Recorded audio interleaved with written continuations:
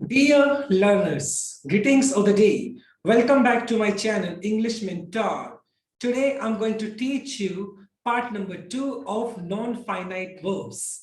So my dear student, इस particular session में मैं आपको gerund के बारे में पढ़ाने वाला हूँ. So be attentive and it's very interesting and very important topic of grammar.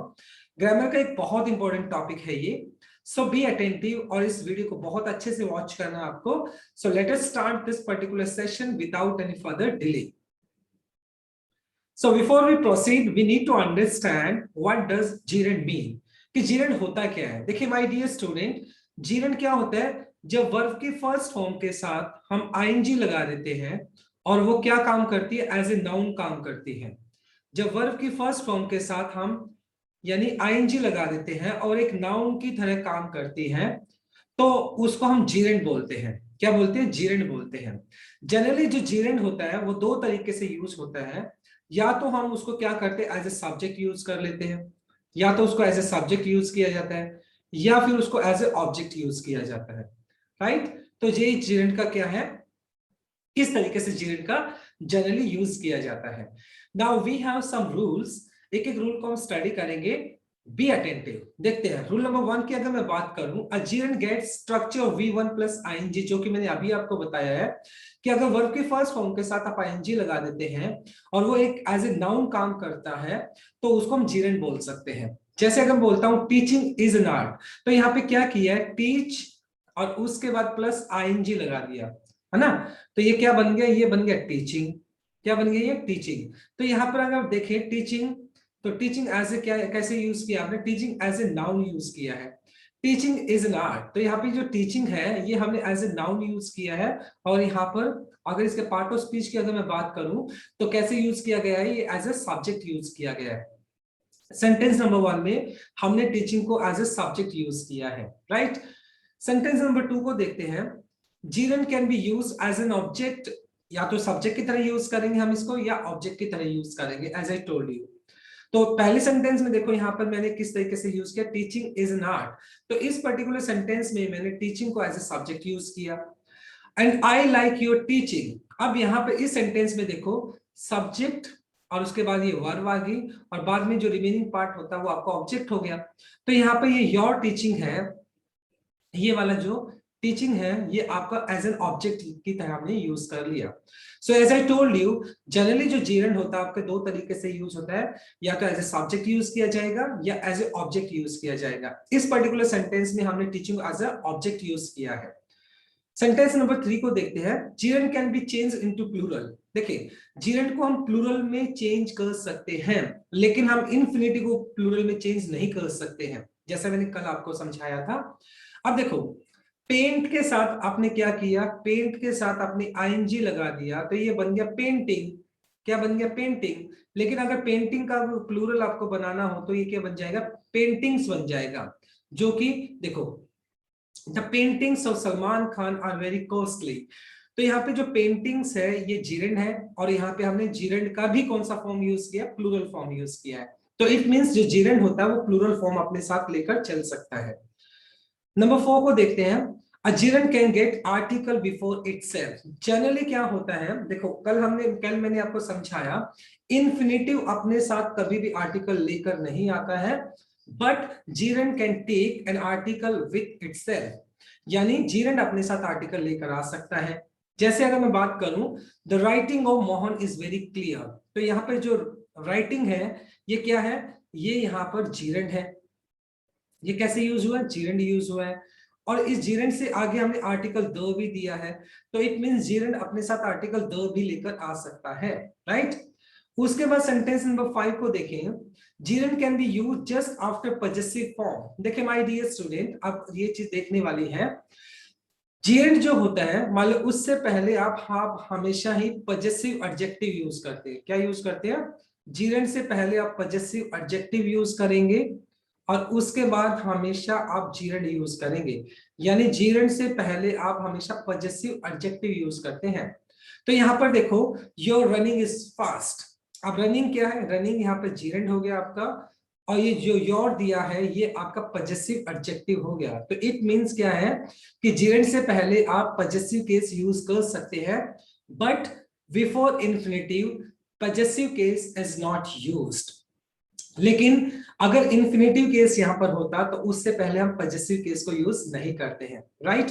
तो ये हमारा फर्स्ट स्लाइड था। हमने पांच रूल यहाँ पे डिस्कस किए हैं। आई होप ये रूल्स आपको क्लियर हो गए होंगे। Now let us move on to our next slide. अब बात कर लेते हैं, देखिए रूल नंबर 6 की, a gerund can be used after preposition. Generally क्या होता है, अगर मैं बात करूं 99% केसेस में प्रपोजिशन के बाद आप हमेशा ही जेरेंड यूज करते हैं। अगर सिर्फ कुछ स्पेसिफिक, अगर मैं बात कर दूं कुछ स्पेसिफिक प्रपोजिशन को छोड़ दूं, तो अदरवाइज जनरली 99% केसेस में प्रपोजिशन के बाद आप जेरेंड ही यूज करते हैं। जैसे I have a pen for to write, तो यहाँ पर ये फॉर भी दिया है, यहाँ पे टू राइट आपने इंफिनिटिव दे दिया जो कि इनकरेक्ट है, क्योंकि फोर तो आपका प्रपोजिशन हो गया, प्रपोजिशन के बाद आपने जेरेंड यूज कर लिया, तो फोर क्या है यहाँ पे प्रपोजिशन हो गया। और प्रपोजिशन के बाद राइटिंग जो यूज किया आपने, ये क्या है, ये आपका जेरेंड हो गया। तो यानी प्रपोजिशन के बाद आप जेरेंड यूज कर लेते हैं। उसके बाद जनरली अगर मैं बात करता हूं, एक स्ट्रक्चर फॉलो करते हैं, बाय प्लस जेरेंड। देखो बाय के बाद हम जनरली जेरेंड को फॉलो करते हैं, comes to show the process of an action। मतलब जब आप किसी एक्शन का प्रोसेस आपको दिखाना होता है तो तब हम बाय प्लस जेरेंड यूज कर लेते हैं। जैसे अगर मैं बात करता हूं, ही earns money by working hard, वो क्या करता है, पैसे कमाता है, किस तरीके से, किस जरिए से, वर्किंग हार्ड। जब आपको जरिया बताना होता है तो वहां पर बाय प्लस जेरेंड यूज कर लेते हैं। तो यहाँ पे बाय देखो, और उसके बाद वर्किंग हार्ड, वर्किंग आपने एज अ जेरेंड यूज किया है। तो इस तरीके से आप बाय प्लस जेरेंड यूज कर लेते हैं। अगर विदाउट जहां पे भी कहीं आपको दिखा है, तो विदाउट अपने साथ क्या लेकर चलता है, विदाउट अपने साथ जेरेंड लेकर चलता है, ठीक है।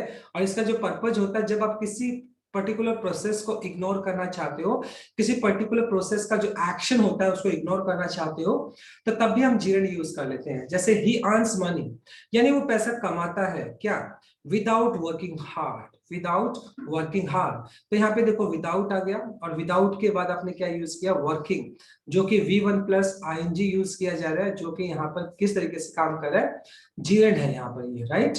क्या है ये, जेरेंड है। क्लियर। नंबर 9 की अगर मैं बात करता हूं, तो ऑन के बाद देखो, ऑन प्लस, जैसे बाय प्लस जेरेंड यूज किया था, तो ऑन प्लस जेरेंड भी यूज कर लेते हैं। जनरली जब when an action is done with reflection of another action, मतलब जब कोई एक्शन दूसरा जो एक्शन होता है उसकी प्रतिक्रिया के स्वरूप होता है। मतलब जब कोई दूसरा एक्शन होता है ना, उसके प्रतिस्वरूप हमें, मतलब कोई एक्शन करते हैं, तब हम ऑन प्लस जेरेंड यूज कर लेते हैं। जैसे ध्यान से देखेंगे सेंटेंस, ऑन आस्किंग, पूछने पर, on asking he did not say anything, on asking. तो यहाँ पे देखो ऑन वैसे प्रपोजिशन हो गया, और ऑन के बाद आपने क्या यूज किया, जेरेंड यूज किया है, V1 प्लस ING यूज किया है। ऑन बीटिंग, पीटने पर ही began to cry, he began to cry। तो यहाँ पर ऑन फिर प्रपोजिशन आपका, और बीटिंग यहाँ पर आपने V1 प्लस ING यूज किया है, जो कि यहाँ पर क्या आपका जेरेंड की तरह यूज किया गया है। क्लियर। तो ये रूल नंबर 9 था आपका। अब बात कर लेते हैं रूल नंबर 10 की। देखिए ध्यान से देखेंगे हम इसको भी। If a thing requires an action after want and need, then generally gerund is used. देखो अगर कोई भी आपको सब्जेक्ट दिया है, ठीक है, और उसके बाद आपको वांट या नीड दिया है, और अगर उस सब्जेक्ट को वांट या नीड के बाद कोई एक्शन रिक्वायर्ड है, लिसन टू मी अगेन, अगर आपको कोई सब्जेक्ट दिया है, उस सब्जेक्ट के बाद आपको नीड या वांट दिया है, और जो सब्जेक्ट दिया है अगर उस सब्जेक्ट को नीड और वांट के बाद कोई एक्शन रिक्वायर्ड होता है, तो वहां पर हम जेरेंड ही यूज करेंगे। जैसे अगर मैं बोलता हूं the fan wants repairing, the fan wants repairing, तो यहाँ पर क्या क्या रूल बताया मैंने, कि अगर कोई सब्जेक्ट आपको दिया है, उस सब्जेक्ट के बाद नीड या वांट अगर आपको दिया है, और अगर उस सब्जेक्ट को नीड या वांट के बाद कोई एक्शन रिक्वायर्ड है, तो वो जो एक्शन है वो किस में आना चाहिए, आपका जेरेंड में आना चाहिए। तो यहाँ पर देखो रिपेयरिंग यहाँ पे किस तरीके से यूज किया गया, V1 प्लस ING, जो कि यहाँ पर आपका जेरेंड है। क्या है यहाँ पे, जेरेंड की तरह। और यहाँ पर इसका जो अगर पार्ट ऑफ स्पीच की मैं बात करूं, तो ये एज एन ऑब्जेक्ट यहाँ पर यूज किया गया है, एक ऑब्जेक्ट की तरह हमने इसको यूज किया है। देखिए स्टॉप प्लस जीरेंड, स्टॉप के बाद भी हम जीरेंड यूज कर लेते हैं। जनरली जो स्टॉप यूज किया जाता है जब नॉन लिविंग का कोई मोशन होता है, जब वो रुकता है, नॉन लिविंग जो कोई भी चीज होगा उसका मोशन जब रुकेगा तो उस केस में भी हम जीरेंड यूज करते हैं। जैसे मैं बोलता हूं द फैन स्टॉप मूविंग, तो यहाँ पे देखो स्टॉप्ड, स्टॉप्ड क्या हो गया यहाँ पर, तो स्टॉप तो यहाँ पर वर्ब हो गया, लेकिन उसके बाद मूविंग जो दिया गया, मूविंग आपका V1 प्लस ing यूज किया गया। क्या यूज किया गया, मूविंग यहाँ पर क्या यूज किया गया, V1 प्लस ing, जो कि यहाँ पर जीरेंड की तरह यूज किया जा रहा है। क्या है, जीरेंड, राइट, जीरेंड हमने यहाँ पर यूज कर दिया है। क्लियर। तो यहाँ पर अगर मैं बात करता हूं तो ये मूविंग है, यहाँ पर भी एज एन ऑब्जेक्ट हमने यूज कर लिया। इसके बाद कुछ स्पेसिफिक वर्ब होती है, गो, कीप, कैरी। ये जनरली आपका प्रोसेस कंटिन्यू क्या दिखाता है, कंटिन्यू एन एक्शन, मतलब कोई भी एक्शन जो कंटिन्यू चलता है तो ये उस चीज को दिखाता है। तो जनरली उस केस में हम क्या यूज कर लेते हैं, उसके बाद हम ऑन यूज करते हैं और उसके बाद हम जीरेंड यूज कर लेते हैं। जैसे ही केप्ट ऑन लाफ, तो ये लाफ नहीं आएगा देखो, क्योंकि ये मोशन को दिखाता है, कंटिन्यू एक्शन को दिखाता है। केप्ट ऑन लाफ नहीं बल्कि केप्ट ऑन लाफिंग आना चाहिए था। क्या आना चाहिए था, केप्ट ऑन लाफिंग। तो लाफिंग यहाँ पर कैसे यूज किया गया है, लाफिंग यहाँ पर हमने जीरेंड की तरह यूज किया है और एज एन ऑब्जेक्ट यूज किया है। किसका ऑब्जेक्ट की बात करें, यहाँ पर जो ऑन है ये एक प्रेपोजिशन है और यहाँ पर लाफिंग जो है प्रेपोजिशन के ऑब्जेक्ट की तरह हमने यूज कर लिया, प्रेपोजिशन के ऑब्जेक्ट की तरह हमने इसको यूज किया है, राइट। अब बात कर लेते हैं रूल नंबर 13 की।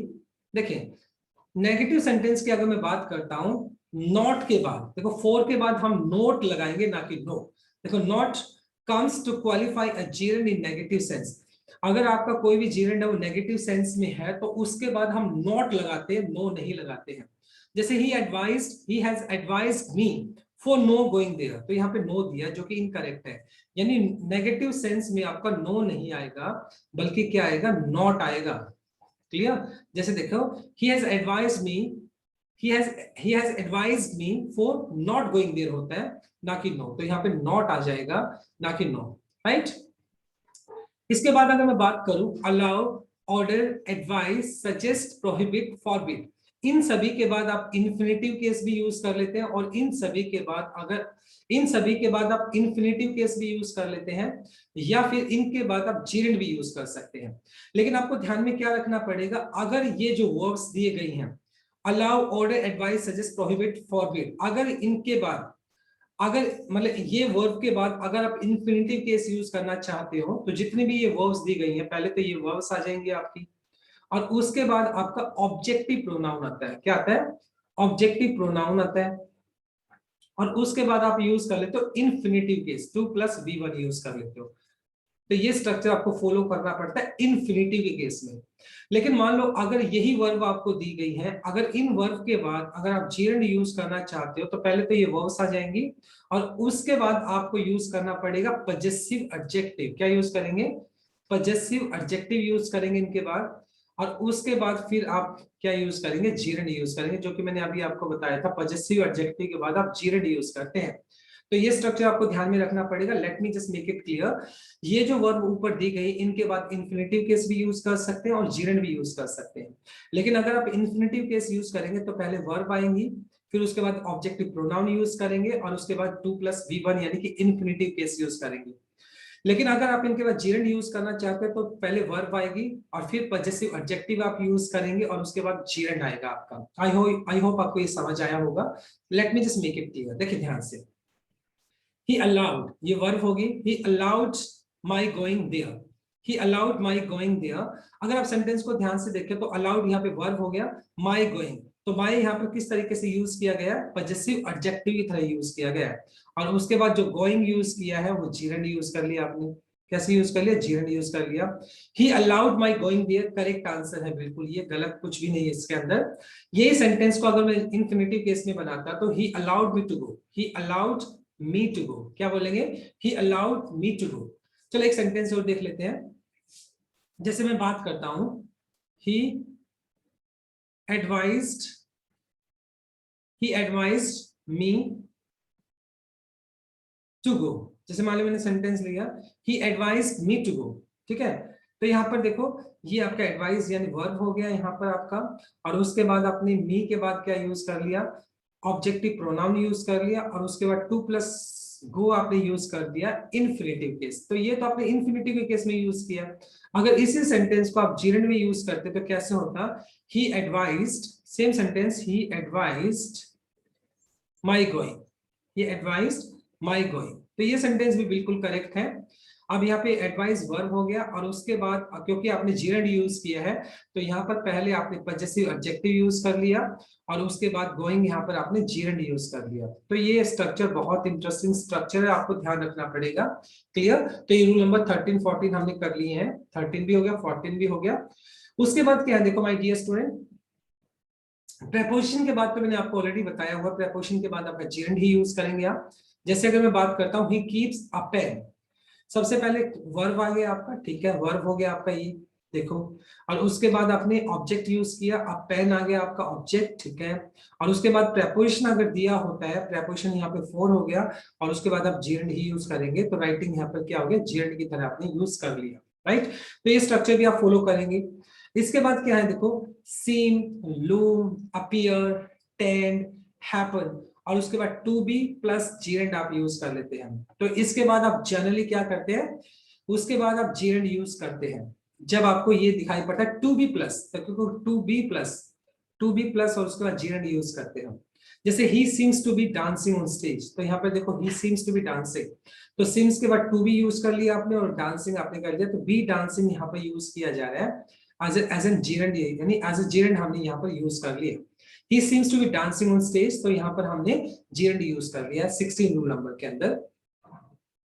17 के अगर मैं बात करूं तो 17 के अंदर देखते हैं हम, देखें 17 के अगर मैं बात करता हूं तो रूल नंबर 17 एडजेक्टिव, पहले अगर आपको एडजेक्टिव दिया होता है उसके बाद प्रेपोजिशन दिया होता है और उसके बाद जीरेंड दिया होता है, तो सेंटेंस देखो, this pen is good for writing, this pen is good. तो ये सबसे पहले देखो गुड क्या है, गुड आपका एक एडजेक्टिव है, फोर आपका एक प्रेपोजिशन है, जैसे गुड आपका एडजेक्टिव आ गया, फोर आपका प्रेपोजिशन है और उसके बाद फिर आपने जीरेंड का स्ट्रक्चर यूज कर लिया, तो यहाँ पे राइटिंग आपका जीरेंड हो गया। आई होप ये समझ आ गया होगा आपको, राइट। इसके बाद देखो रिमेंबर और फॉरगेट जो है ना, जीरेंड का प्रयोग बीती हुई बातों के लिए किया जाता है, राइट। जब आपका इन्फिनिटिव केस होता है, देखिए अगर जब आप इन्फिनिटिव केस करते हैं, इन्फिनिटिव केस में कोई भी ऐसा एक्शन, मतलब जब आप होने वाला जो एक्शन है उसके लिए रिमाइंड कर रहे हो, होने वाले एक्शन के लिए रिमाइंड करते हैं इन्फिनिटिव केस में। लेकिन जब रिमेंबर और फॉरगेट का जीरेंड में यूज किया जाता है तो ये कोई भी पुरानी हुई जो बातें होती है ना उसको याद करने के लिए यूज किया जाता है। अगर इन्फिनिटिव यूज करेंगे तो ये फ्यूचर के लिए, मतलब जो होने वाला एक्शन उसके लिए, जैसे मैं बोलता हूं remind me to go there, जैसे मैंने एक सेंटेंस बोल दिया, ओके, जैसे मैं बोलता हूं remind me to go there, remind me to go there। अब यहाँ पे टू गो देयर मुझे याद दिलाना वहां जाने के लिए, तो ये कोई ऐसा इवेंट है जो आप फ्यूचर की बात कर रहे हो। लेकिन जब आप रिमेंबर फॉरगेट का, ओके, वो एक सेंटेंस देखते हैं हम, डोंट फॉरगेट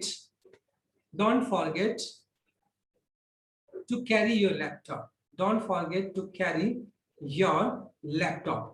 मैंने एक सेंटेंस लिख दिया, ये भी अपना लैपटॉप कैरी करना मत भूलना। तो कोई मतलब क्या हुआ, ये आपका इवेंट हो गया जो फ्यूचर में होने वाला है, उसके लिए आप एडवाइस कर रहे हो कि भूलना मत ये काम करने के लिए। तो ये जब आप इन्फिनिटिव केस करते हो तो मतलब ये फ्यूचर में इवेंट होने वाला उसको रिमाइंड करने के लिए यूज किया जाता है। लेकिन जब आप रिमेंबर फॉरगेट का जीरेंड के केस में यूज करते हैं तो ये पास्ट की कोई भी इवेंट है उसको, यानी उस बात को याद करने के लिए, बीती हुई बात को याद करने के लिए बोला जाता है। जैसे I forget bringing your notebook, आप बोलना चाहते हैं यार मैं तो भूल गया, आपकी नोटबुक लाना भूल गया, I forget bringing your notebook. तो ब्रिंगिंग योर नोटबुक यहाँ पर क्या है, ये जीरेंड की तरह यूज किया जा रहा है और ये बताने के लिए कि आप ये काम करना भूल गए, तो उस केस में आप क्या यूज करते हैं, जीरेंड यूज कर लेते हैं। I hope it's clear. फिर उसके बाद है सॉरी और उसके बाद फॉर और फिर जीरेंड आता है। जनरली गलती करने के बाद माफी करने के लिए हमें क्या यूज कर लेते हैं, तो जब हम जीरेंड यूज कर लेते हैं, I am sorry for disturbing you. देखो एक तो होता है, मैं एक तो बोलता हूँ सॉरी टू डिस्टर्ब यू, मान लो कोई भी बंदा कोई काम कर रहा है तो मैंने उसको बोला सॉरी टू डिस्टर्ब यू, मतलब आप उसको पहले क्या कर रहे हो, जब मैंने मान लो कोई काम कर रहा है मैं उसको कुछ पूछने वाला हूं, मैंने बोला कि माफी चाहूंगा मैं आपको डिस्टर्ब कर रहा हूं, सॉरी टू डिस्टर्ब यू। तो यहाँ पर मतलब पहले डिस्टर्ब करने से पहले आप सामने वाले को सॉरी बोल रहे हो तो उस केस में आप मतलब इन्फिनिटिव केस यूज कर लेते हो। लेकिन अगर डिस्टर्ब करने के बाद सॉरी फील कर रहे हो तो वहां पर वो एक्शन ऑलरेडी हो गया, उसके बाद आप गलती मांग रहे हो तो वहां पर आप जीरंड यूज करते हैं। I am sorry for disturbing you, यानी मैंने आपको डिस्टर्ब किया उसके लिए माफी मांग रहे हो। तो यहाँ पे फॉर क्या हो गया, प्रेपोजिशन हो गया, और उसके बाद डिस्टर्बिंग आपने यहाँ पे जीरंड की तरह यूज किया है। और अगर इसके पार्ट ऑफ स्पीच की बात करूं तो फॉर आपका प्रेपोजिशन हो गया और जीरंड यहाँ पे डिस्टर्बिंग यहाँ पे जीरंड हो गया। तो फॉर प्रेपोजिशन और डिस्टर्बिंग यहाँ पे जीरंड यानी वर्बल यहाँ पर क्या हो गया, ऑब्जेक्ट की तरह हो गया। किसके ऑब्जेक्ट की बात कर रहा हूं मैं, प्रेपोजिशन के ऑब्जेक्ट की तरह काम किया है यहाँ पे जीरंड ने। क्लियर। इसके बाद देख लेते हैं रूल नंबर 20। रूल नंबर 20 की अगर मैं बात करता हूं तो ये कुछ स्पेसिफिक देखो, when, while, before, after, since, along, due to, owing to, because of, ये कुछ स्पेसिफिक कंजक्शंस हैं। जनरली इनके साथ हम क्या यूज कर लेते हैं, जीरंड यूज कर लेते हैं। जैसे ध्यान से देखें, he seems a long while ago, he seems a he sings a song, okay, sings आना चाहिए ना, या सिंग नहीं आएगा बल्कि सिंग्स आएगा, राइट। तो क्या करेंगे हम, वो गाना गा रहा है, he sings a song while to dance या while dancing। तो while dancing आना चाहिए ना, क्योंकि while तो अपने साथ क्या लेकर चलता है, V1 प्लस ing लेकर चलता है। तो यहाँ पे डांसिंग आना चाहिए, V1 प्लस ing, जो कि जीरंड की तरह काम कर रहा है, राइट। सिमिलर अगर मैं बात करता हूँ, जैसे बोलता हूँ, ओके, जैसे I could not go there, मैं वहां नहीं जा सका, I could not there due to having an urgent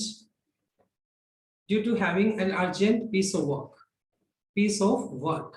अब इस सेंटेंस को ध्यान से देखो, मैंने क्या लिखा है, मैं वहां नहीं जा सका, क्यों नहीं जा सका, due to having an urgent piece of work, क्योंकि मुझे जरूरी काम था।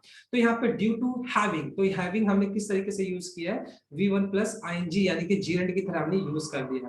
तो जब कभी आपको ये इस तरह की चीजें दिखाई पड़ती है तब भी हम यहाँ पे जीरंड यूज कर लेते हैं, राइट। सिमिलर जैसे owing to या बिकॉज ऑफ, राइट। तो इनके बाद भी हम जीरंड यूज कर लेते हैं। क्लियर। तो यहाँ पे सिंस की जगह हम सिंग्स कर लेंगे, क्या कर लेंगे, सिंग्स। इसके बाद देख लेते हैं, देखो जब आप कोई भी बुरी एडिक्शन की बात करते हो ना, खराब आदत की बात करते हो, तो वहां पर भी हम जीरंड ही यूज करते हैं। जैसे he is addicted to smoking, to smoke नहीं आएगा, he is addicting to smoking आएगा यहाँ पर। तो यहाँ पर टू स्मोकिंग, जनरली देखो टू अपने साथ V1 लेकर चलता है, लेकिन जब आप बात कर लेते हो एडिक्शन की, तो उस एडिक्शन के केस में हम क्या यूज करते हैं, जीरंड यूज कर लेते हैं। क्या यूज करते हैं, जीरंड यूज करते हैं। V1 प्लस ing यहाँ पर, स्मोकिंग यहाँ पर जीरंड की तरह यूज कर रहे हैं, राइट। इसके बाद मैं कुछ एक दो चार स्पेसिफिक केसेस जो बताता हूँ जहाँ पे जीरंड यूज कर लेते हैं। जब आपको ये फ्रेज मिलता है, लुकिंग फॉरवर्ड टू, जनरली आपने देखा होगा लुकिंग फॉरवर्ड टू, ठीक है। इसके बाद आपने जैसे committed to, dedicated to, committed to, dedicated to, committed to, right. और या फिर used to, be used to. देखो बी यूज्ड टू की केस में भी हम क्या यूज करते हैं, V1 प्लस ing। और जब देखो एक तो अब पहले इसको देखते हैं, looking forward to, committed to, dedicated to and be used to, इनके बाद भी हम जीरंड ही यूज करते हैं, इनके बाद हम जीरंड यूज कर लेते हैं। अब एक छोटा सा कॉन्सेप्ट और समझाता हूं मैं, यहाँ पर एक तो होता है यूज टू प्लस V1 होता है, और एक होता है बी यूज टू, और उसके बाद आप यूज करते हैं V1 प्लस ing, यानी जीरंड यूज करते हैं, right. So my dear students, ये बी यूज टू ये यूज किया जाता है, वो कब यूज किया जाता है, जब आप एडिक्शन की बात करते हैं। किसकी बात यूज करते हैं, एडिक्शन की बात करते हैं। जैसे इसी सेंटेंस को मैं लिखूं, ही इज एडिक्टेड टू, मैं अगर मैं यहाँ पे लिख दूं, he is used to smoking, he is used to smoking। तो जब आप एडिक्शन की बात करते हैं तो वहां पर be used to plus V1 plus ing use करते हैं। और जब आप पास्ट रिपीटेड एक्शन की बात करते हैं तो वहां पर फिर हम इन्फिनिटिव यूज करते हैं, तो 2 प्लस V1 आता है वहां तो। लेकिन जब आप एडिक्शन की बात करेंगे तो वहां पर be used to और उसके बाद जीरंड आप यूज करते हैं। तो यहाँ पर ये जो V1 प्लस ing स्मोकिंग मान लो, तो यहाँ पर हमने जीरंड की तरह यूज कर लिया, राइट। तो हमने किस तरीके से यूज किया, जीरंड की तरह हमने इसको यूज किया है, right. So my dear student, I tried my best to simplify these rules for you. I hope कि आपको ये सारे के सारे रूल्स अच्छे से समझ आए होंगे। So please, thanks for watching this video. Please do like, share, comment and subscribe to my channel. Please अपने दोस्तों के साथ भी शेयर किया करें. Thank you so much and God bless you all. Stay happy and blessed. Enjoy your day.